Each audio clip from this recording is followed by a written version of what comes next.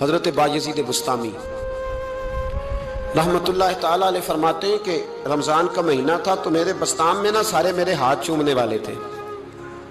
ہاتھ چومنے والے بڑے اچھے ہوتے ہیں، لیکن کبھی کبھی دل کرتا ہے کہ بندہ تنہائی میں بیٹھے اکیلا، کوئی نہ ہو، ایک بندہ ہو، ایک اس کا رب ہو. کبھی کبھی دل. بابا بلے شاہ صاحب نے بھی کہا اٹھ بلیا چلو اتھے بسیے جتھے بس دینی سارے انے، اتھے بسیے جتھے بس دینی، دو تین نہیں سارے انے.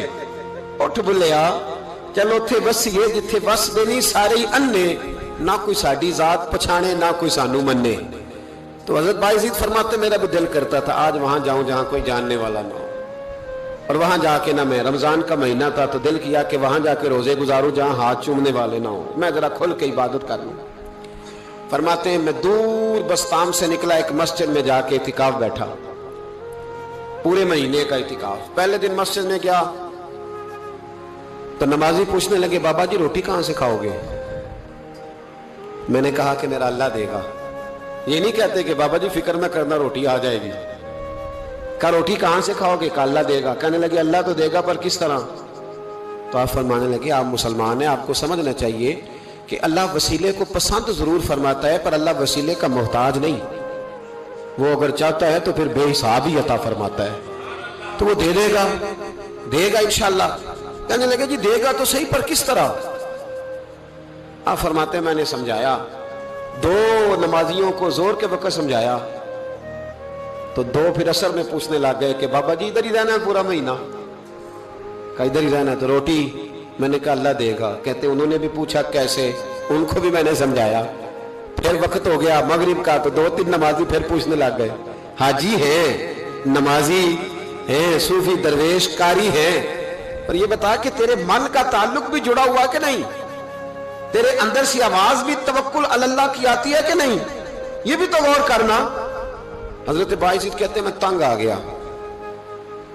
میں نے معلوم کیا کہ یہ ساتھ گھر کس کا ہے؟ بتایا گیا یہودیوں کا ہے.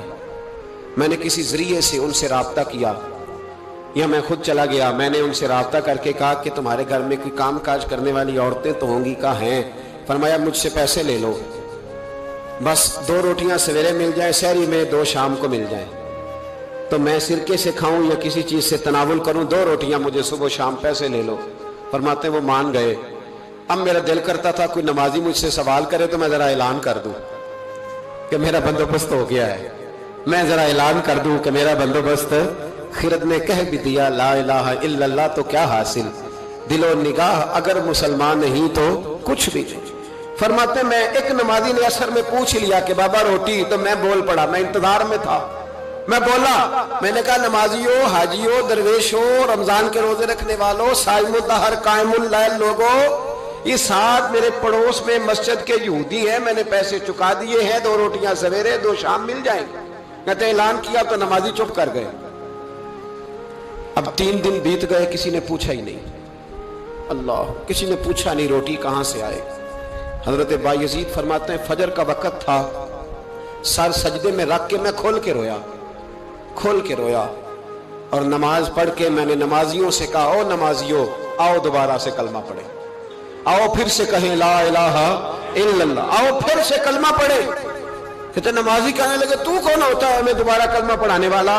میں نے کہا یارو کس طرح کے مسلمان ہو کہ میں روز کہتا رہا اللہ دے گا، تم کہتے تھے کیسے دے گا، اور جب میں نے کہا 2 روٹیاں یہودی دے دیں گے تو تم خاموش ہو گئے ہو.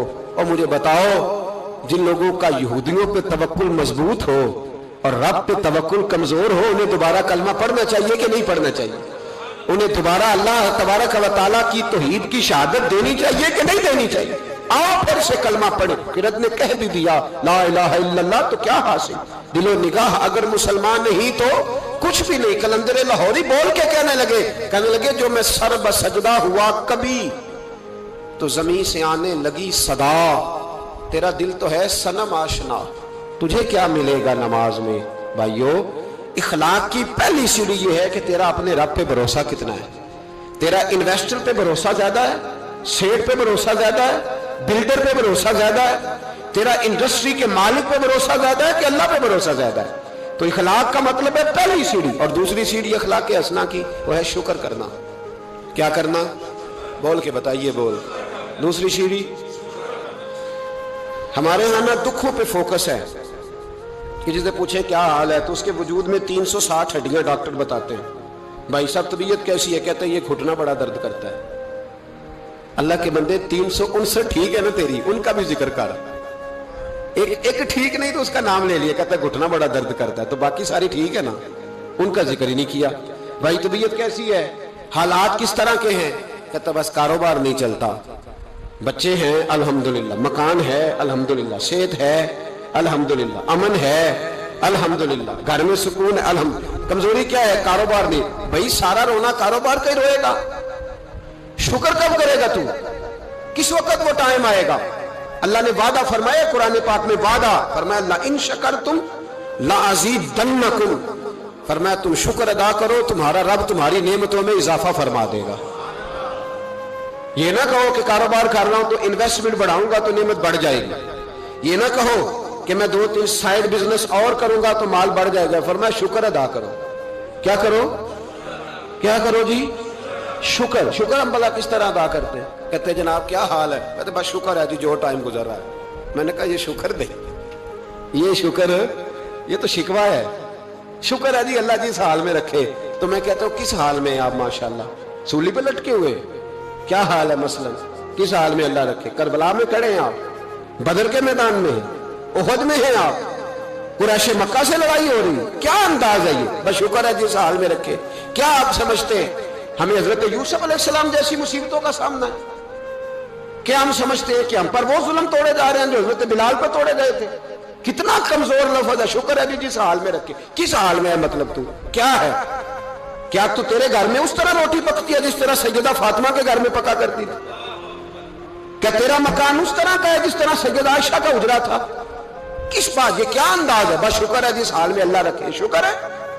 اتنی زیادتی جملوں میں، اتنی تلخی، اتنا غیریت کا پن کہ جیسے بڑا کوئی انسان دکھ، بس جی شکر ہے جی جو ٹائم، بس جی 2 دن گزر جائے شکر ہے. کیا مطلب ہے اس بات کا؟